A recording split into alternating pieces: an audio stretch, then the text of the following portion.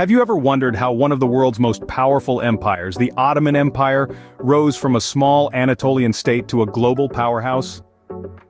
Let's journey back to the 13th century where it all began, in the Anatolian region of Bilecik, with a man named Osman I. Osman I, the founder of the Ottoman dynasty, was a tribal leader of modest means. He began as the chief of a band of semi-nomadic Turks, but his ambitions reached far beyond the confines of his tribe. Osman's vision was of an empire, and he set about making this vision a reality with a combination of military prowess, strategic alliances, and a keen understanding of the political landscape of his time.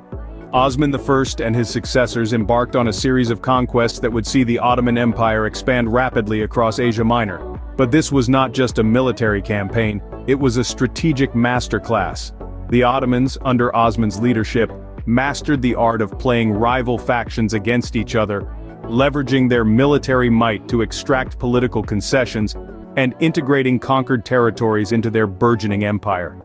One of the key factors in the early expansion of the Ottoman Empire was the Ghazi spirit, a warrior ethos that drove Ottoman soldiers to seek glory on the battlefield in the name of their faith. This spirit was not just confined to the military, it permeated the entire Ottoman society, creating a culture of expansion and conquest that fueled the empire's growth. The Ottoman Empire's rise to power was not without its challenges. They faced resistance from other regional powers, internal strife, and the constant threat of invasion.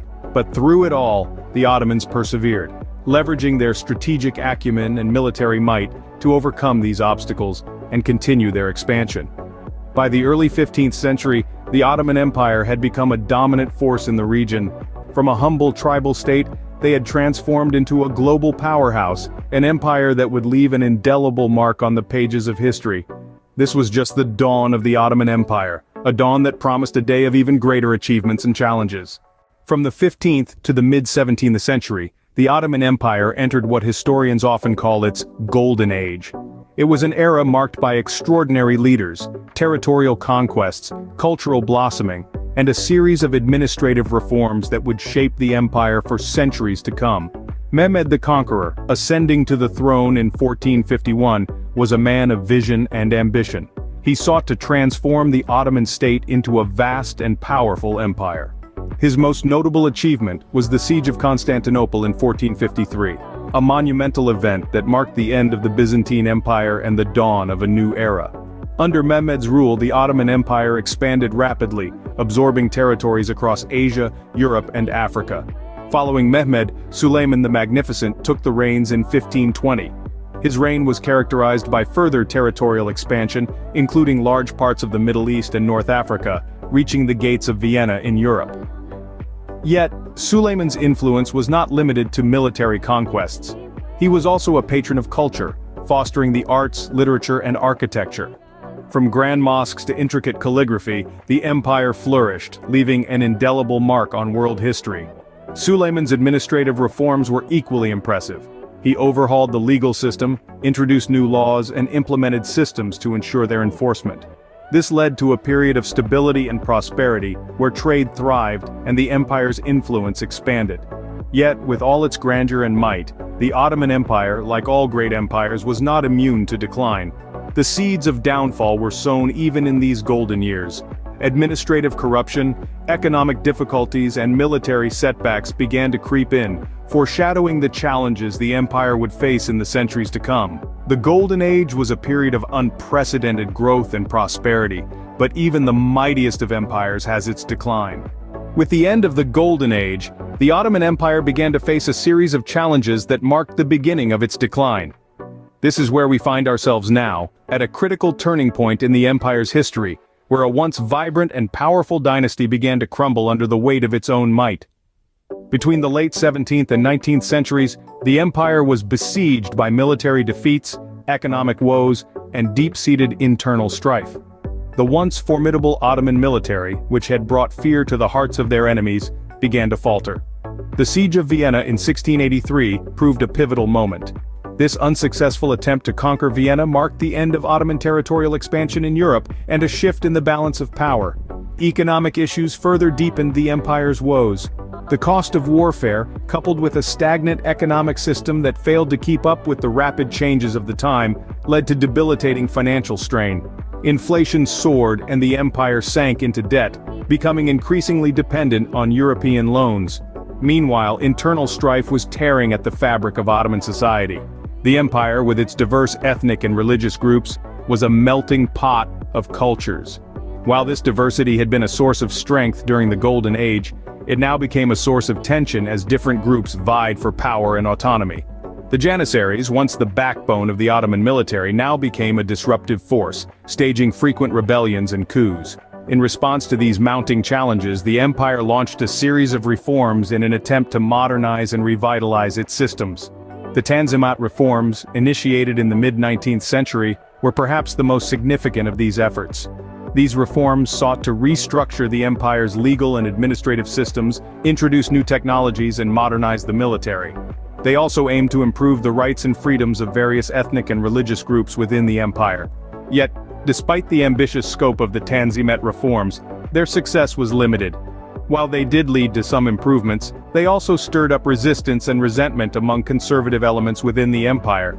The reforms were seen by some as a threat to the traditional order and an unwelcome influence of Western ideas. Moreover, the reforms did little to address the underlying economic issues plaguing the empire. The debt continued to accumulate, and by the late 19th century the empire was in a state of financial ruin. This economic crisis further exacerbated social and political tensions, undermining the stability of the empire. Despite these attempts at reform, the empire was unable to reverse the tide of decline. Even as the empire's leaders struggled to maintain control, the forces of change were proving too powerful to resist. The empire that had once been a beacon of strength and diversity was now on a path towards disintegration, a shadow of its former glory. This marked the slow but inevitable decline of the Ottoman Empire, setting the stage for its eventual fall.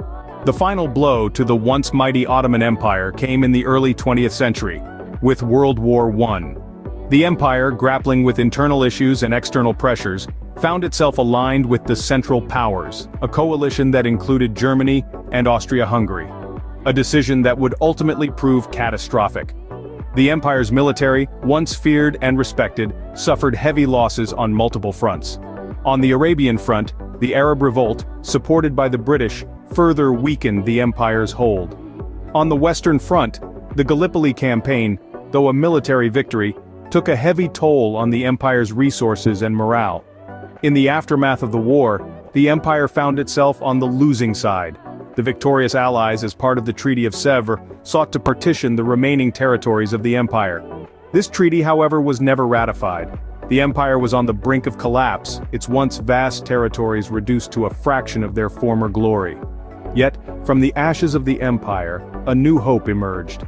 A military officer named Mustafa Kemal Ataturk led a successful rebellion against the occupying Allied forces, sparking the Turkish War of Independence. This war, fought from 1919 to 1922, saw the remnants of the Ottoman military, now reorganized into the Turkish national movement, push back against the foreign occupation. In 1922, the Turkish national movement emerged victorious. The Treaty of Lausanne, signed a year later, recognized the sovereignty of a new nation, the Republic of Turkey. On the 1st of November 1922, the Ottoman Sultanate was officially abolished. The last Sultan, Mehmed VI, left Istanbul on a British warship, marking the end of an era.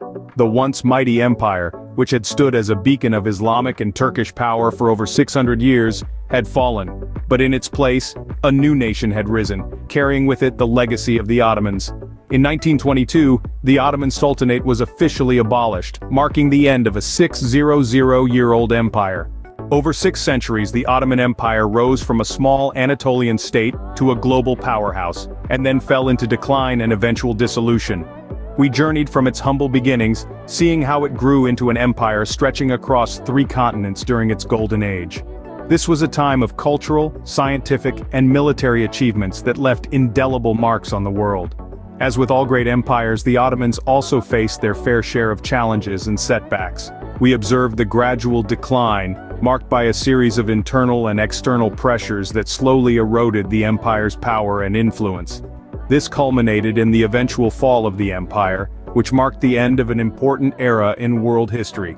The Ottoman Empire's story is a fascinating journey through history, one that continues to intrigue and captivate us today. Don't forget to like, share, and subscribe for more historical deep dives.